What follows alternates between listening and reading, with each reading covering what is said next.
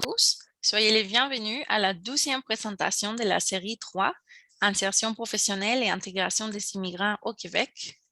Aujourd'hui, Achille Kwameni Kebnou, doctorant en relations industrielles à la Faculté des sciences sociales de l'Université Laval, nous parlera de ses travaux de recherche sur le parcours d'insertion professionnelle des immigrants. Achille, bienvenue. Bonjour et bienvenue, merci. Bien. On commence avec notre première question. Pourquoi est-ce que tu t'es intéressé au parcours d'insertion professionnelle des travailleurs autonomes immigrants? Merci de m'avoir passé la parole, Azanette.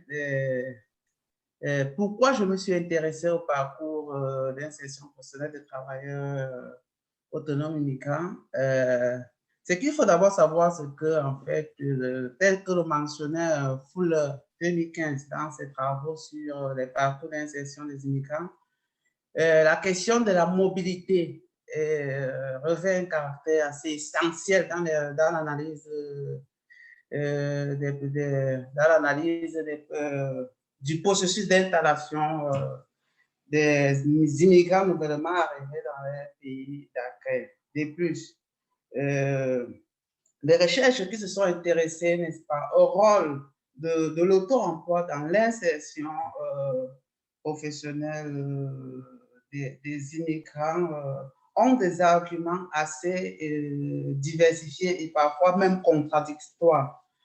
D'un côté, nous avons une série, un groupe de chercheurs en fait, qui présentent l'auto-emploi comme une stratégie d'insertion professionnelle des immigrants dans les pays d'accueil. Ainsi, ça c'est un moyen de faire face à d'énormes défis, notamment le chômage, la déqualification, la discrimination, la marginalisation et que dit d'autre, le sous-emploi. Du point de vue des parcours, en fait, l'emploi autonome apparaît d'abord comme une stratégie, c'est-à-dire pour ces auteurs-là, comme une alternative au chômage, hein, comme un moyen, n'est-ce pas, de compléter son revenu d'emploi salarié et en combinant l'auto-emploi à cet emploi-là. Et puis, comme un moyen d'acquérir de l'expérience locale en vue de l'obtention d'un emploi de meilleure qualité plus tard. D'un autre côté, s'opposent à ces auteurs-là ceux qui pensent que l'auto-emploi serait même un signe de l'échec de leur insertion professionnelle. Premièrement, pourquoi? Parce que, n'est-ce pas, le fait même de réaliser l'auto-emploi montre que ces immigrants-là ont de la difficulté, n'est-ce pas, à avoir accédé à un emploi classique.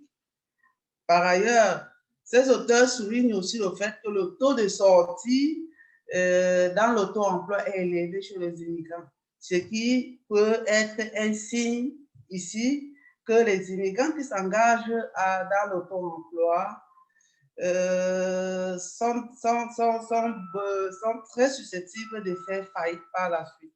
Et donc, quelque part, d'échouer dans leur processus d'insertion. Alors, les recherches, n'est-ce pas, concernant le rôle de l'auto-emploi dans les parcours d'insertion que nous venons brièvement de mentionner, se concentrent sur les transitions uniques entre l'auto-emploi et d'autres statuts sur le marché du travail. Ainsi, bien que cette approche est un objectif important qui permet de documenter et d'apporter quelques éléments de réponse sur la motivation des immigrants à s'engager ou à se désengager de l'emploi autonome, elle peut être vue par certains auteurs, notamment Marc Viscar en 2019, qui soulignait que l'approche utilisée est assez restrictive dans la mesure où elle ne prend pas en compte la dynamique temporelle et la complexité des parcours. Ainsi, dans nos travaux de recherche, nous avons opté donc de s'écarter de cette approche simpliste et restrictive qu'est celle des transitions uniques en deux points. Premièrement, Nous considérons l'insertion professionnelle comme un processus complexe, n'est-ce pas, qu'il faut observer dans sa globalité, tout en tenant compte de multitudes de transitions qui puissent exister entre l'emploi autonome et d'autres formes ou d'autres types d'emploi. Deuxièmement, nous ne nous focalisons pas sur les transitions uniques, mais sur des parcours dans leur globalité. Si vous me permettez encore de le redire. Et dans ce sens-là, et eu égard à l'approche des parcours de vue, nous observons un parcours comme une séquence d'états et de transitions. Merci. Merci Achille. Et nous voudrions savoir quels sont les différents parcours types d'insertion professionnelle des travailleurs autonomes immigrants. Pour le besoin, en fait, de l'identification des différents parcours types suivis par les travailleurs autonomes immigrants, nous avons appliqué la technique d'analyse séquentielle à un échantillon des travailleurs autonomes immigrants tirés de la BDIM. La BDIM ici est la base de données longitudinales sur les immigrants. Ainsi donc, nous avons pu identifier 8 parcours types qui peuvent être suivis par les travailleurs autonomes immigrants. Ceci suggère même déjà qu'une image assez mitigée, n'est-ce pas, du processus d'insertion. Et puis, nous avons également essayé de regrouper ces 8 trajectoires en 2 grandes catégories suivant que l'emploi autonome pouvait constituer ou non un statut structurant la vie professionnelle de ces immigrants-là. Donc, on a d'un côté, n'est-ce pas, un groupe ou une catégorie de trajectoires que nous avons étiquetées comme des parcours d'emploi autonome structurant, parce que l'emploi autonome apparaissait comme un statut qui structurait la vie professionnelle, je l'ai bien mentionné tout à l'heure. Et donc, un second parcours qui est une seconde catégorie qui regroupe les parcours d'emploi autonome non structurants. Alors, parmi les parcours d'emploi autonome structurants que nous avons pu identifier, nous avons premièrement le premier type qui regroupe des carrières caractérisées par une séquence à dominante d'emploi autonome, c'est-à-dire des immigrants qui finalement ont été, ou finalement des immigrants qui transitent rapidement et durablement dans l'emploi autonome. Et donc, le deuxième type dans cette catégorie-là regroupe des carrières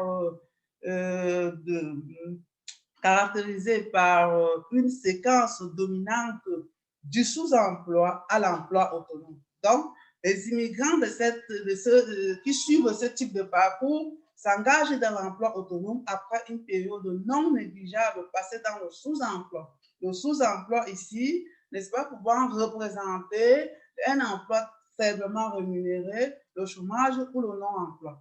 Maintenant, nous avons un troisième type dans cette première catégorie-là qui regroupe les carrières caractérisées par des séquences dominantes allant du salariat à l'emploi autonome. C'est-à-dire que les immigrants qui y sont rassemblés, n'est-ce pas, s'engagent dans l'auto-emploi après avoir connu une expérience préalable dans l'emploi classique.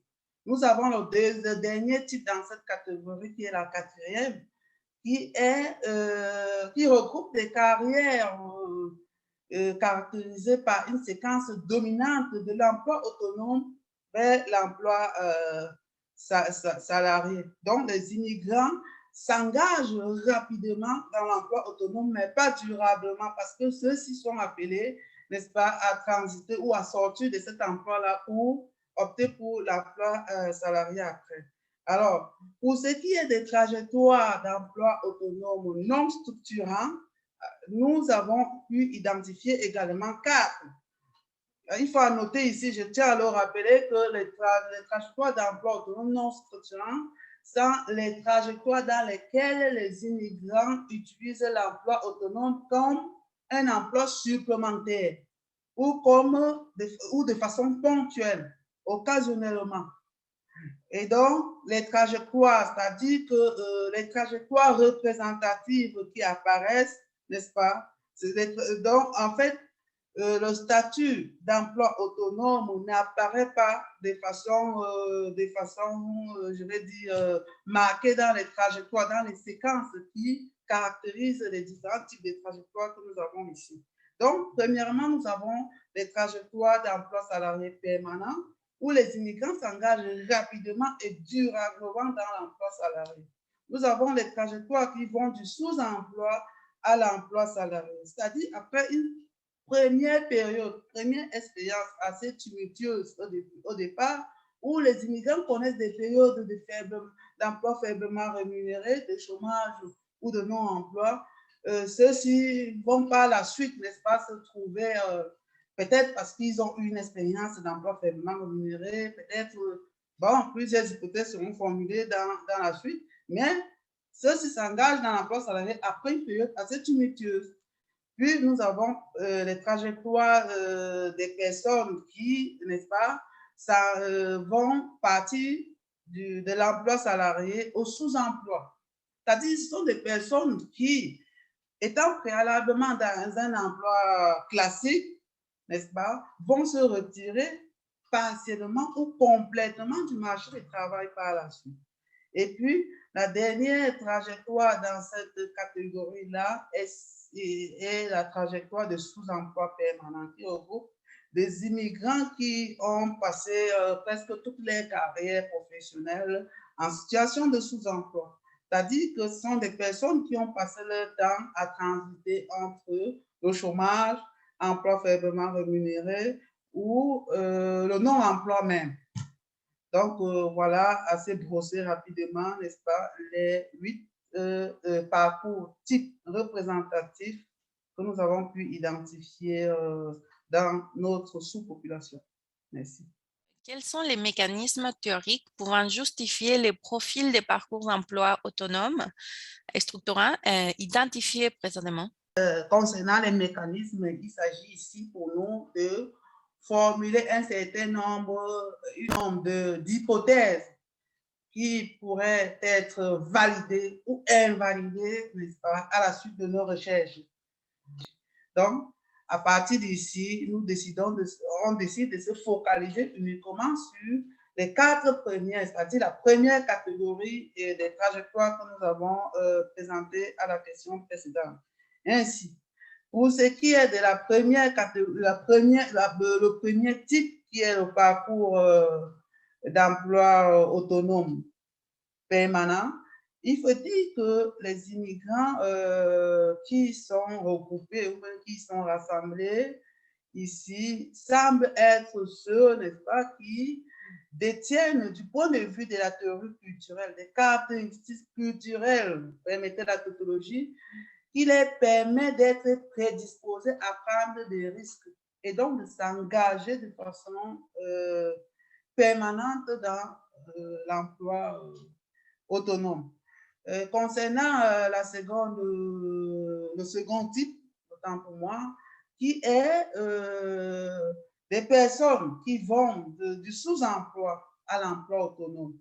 Ici, clairement, ça nous fait penser ou bien ça nous renvoie à l'hypothèse de la mobilité bloquée, qui suggère que, en fait, qui nous fait penser que ça se pourrait que ce soit des personnes qui, finalement, ont rencontré des difficultés à l'entrée et à l'intérieur du marché du travail et qui n'avaient autre option que de s'engager, n'est-ce pas, dans l'emploi autonome.